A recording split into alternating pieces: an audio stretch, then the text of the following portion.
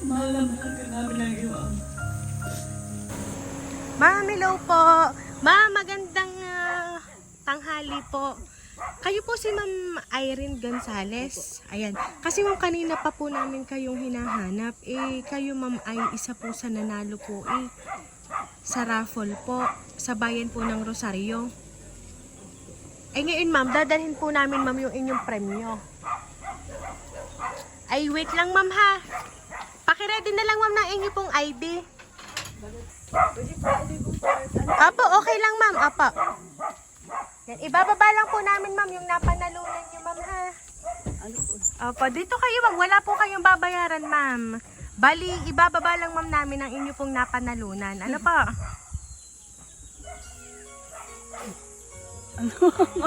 Ano po yan, ma'am?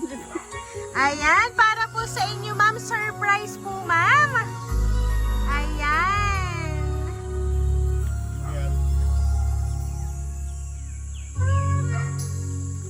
Ayan. So ma'am Irene, meron po kasing taong nagpahatid po ng sorpresa po para po sa inyo.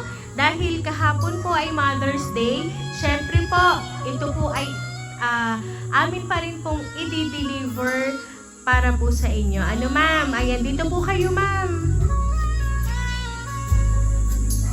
Ayan, so ito po ma'am ang balloons para po sa inyo ma'am.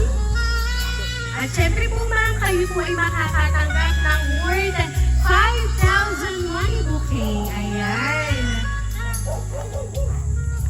Ayan, so ngayon ma'am, nagka-idea ba ma'am kayo kung sino po ang nagpadala ng sorpresa para po sa inyo?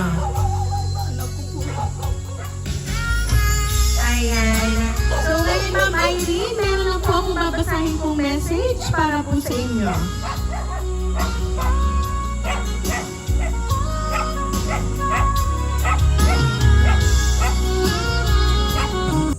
Hello sa pinaka-the best mother of the whole world.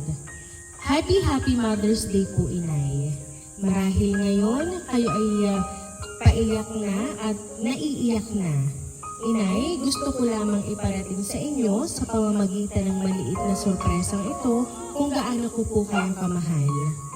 Naalala ko po dati na kayo'y madalas magparinig sa akin na baka ako'y mai-surprise ko din.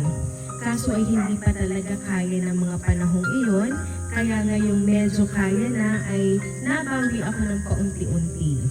At alam kong deserve na deserve ninyo ito, kayo ang patunay ko na walang magulang ang kayang tiisin ang mga anak.